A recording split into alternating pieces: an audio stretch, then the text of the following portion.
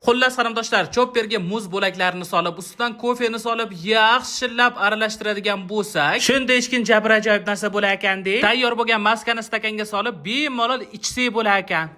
O'xsharmikan a? Deb turib, imana mana shu retsept uchun men rastvarimiy kofe oldim shu desanglar. Ya'ni eritiladigan kofeni olib shunaqa yaxshilab maydalab oldim de birinchi. Ana undan keyin chin bozor do'konimizda sotiladigan mindechkin silikonli muz idishimizdan osongina muzlarni chiqarib olib, chopperga solib, uni ustidan hozirgina maydalagan eritiladigan kofeni solib, endi bo'lganga yarasha shirin bo'lsin deb ayamasdan shakarni soldim. Chopper janavar aralashtirishga qiynalmasin deb ozgina suv sovordim. Shu bilan chopperga aralashtirishga jo'natib yubordim. Juda ko'p aralashtirish kerak ekan buni. Ancha muddat aralashtirgandan keyin shunda chopperni ochib qarasam, videoda ko'rsatganchalik oppoqqina bo'lmasa ham jip-jigarli ajoyib massa hosil bo'ldi. Eng qizig'i teskari qisinglar tushmas ekan. Hammasidan ham eng asosiy joyi, ya'ni degustation joyini birdaniga boshlab yubordim. Mazasi.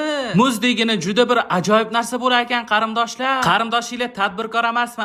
Qarindoshlar, shu joyga bitta ideya keldi. Bitta butkacha ochib, muz bilan kofeni shunaqa yaxshilab chopperda aralashtirib, shunday hechkin stakanchaga qo'yib sotadigan bo'lsam, nech pulga olgan bo'lardinglar? Kommentariyada yozib qoldiringlar. Qarindoshlar, bu biznes ideyani boshqa qarindoshlarga jo'natib qo'yishingizdan chiqmasin. Xullas qarindoshlar, bugungi videomiz happy end bilan tugatdi. Happy end.